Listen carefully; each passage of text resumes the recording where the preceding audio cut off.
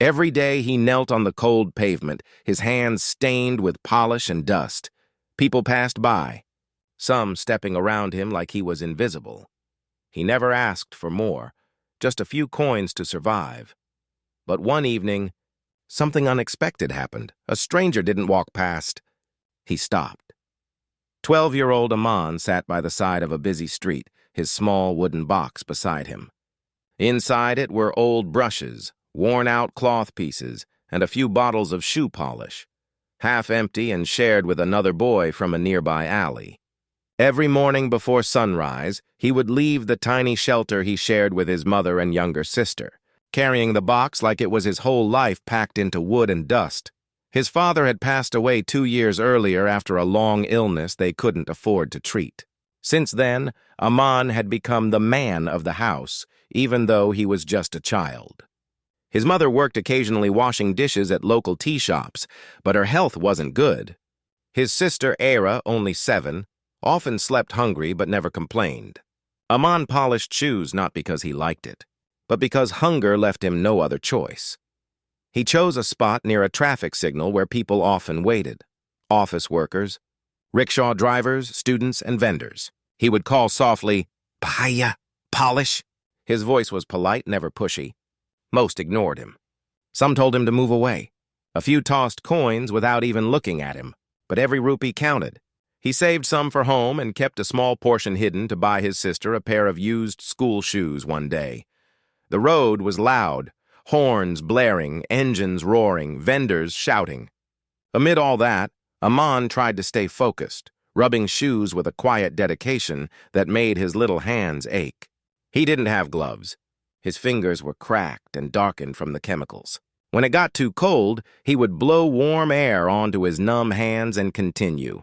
Sometimes, when he was lucky, a kind driver would let him clean both shoes and pay a little extra. On very rare days, he would earn enough to buy rice, some bread, and maybe a small sweet for his sister.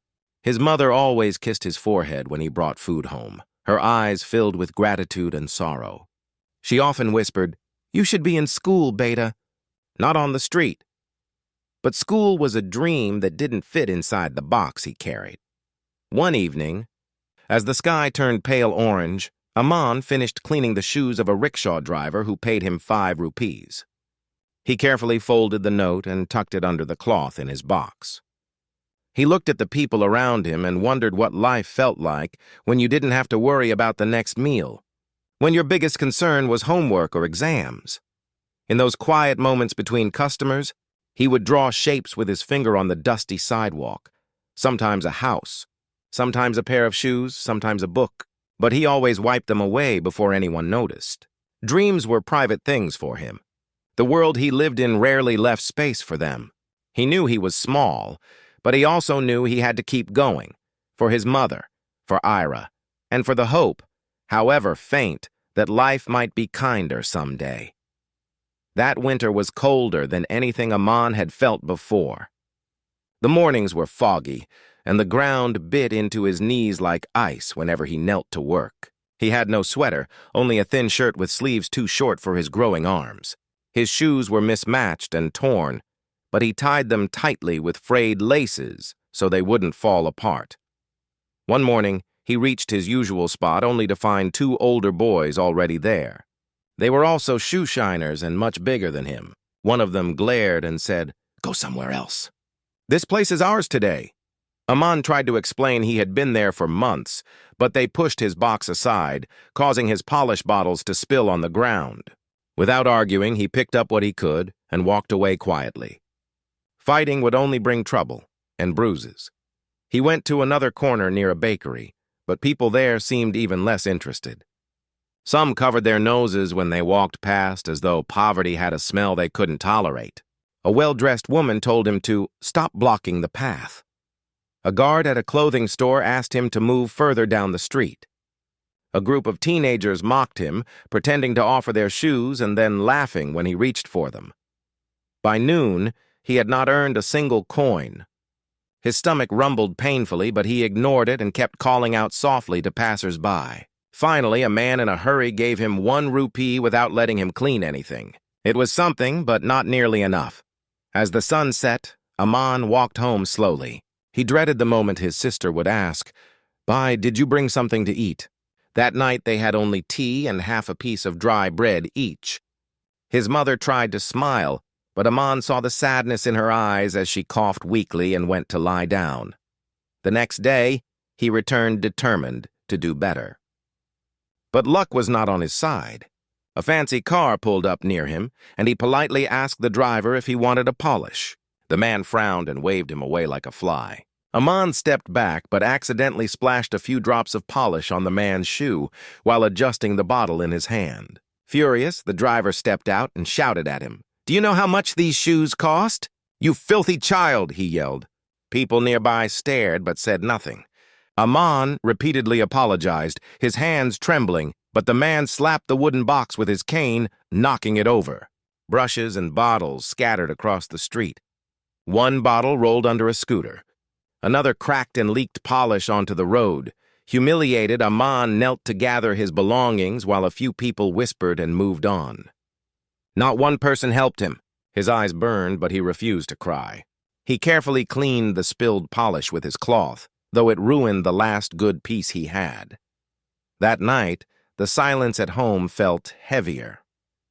His mother's cough had worsened. Ira held his arm and asked if he was okay, but he just nodded. He lay awake long after both of them fell asleep, staring at the old tin roof above. For the first time, his hope wavered. He wondered if this was all life would ever be. Cold, lonely, and unfair.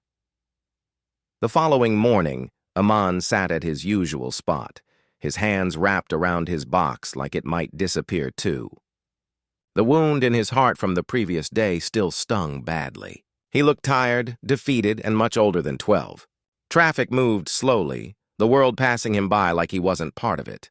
Just then, a car stopped nearby. It wasn't the fanciest, but it looked neat and well kept. The door opened, and a man stepped out wearing simple clothes and glasses. He noticed Aman sitting quietly with his tools untouched. Instead of walking past, he crouched down so their eyes met. "What's your name?" he asked softly. Aman hesitated, unsure if he was in trouble. "Aman," he whispered. "Do you clean shoes?" He nodded, surprised. The man placed his foot gently on the stand. "Start with this one." Aman wiped his hands on his cloth and worked silently. His strokes were careful, almost tender. The man didn't rush him or lecture him. Instead, he watched quietly. His eyes filled with concern rather than judgment. When Aman finished, the shoes looked almost new. The man smiled and handed him a 100-rupee note. Aman stared at it in disbelief. He had never held so much at once. Before he could speak, the man said, "Keep it. And tell me something, do you go to school?" Aman shook his head. His throat felt tight.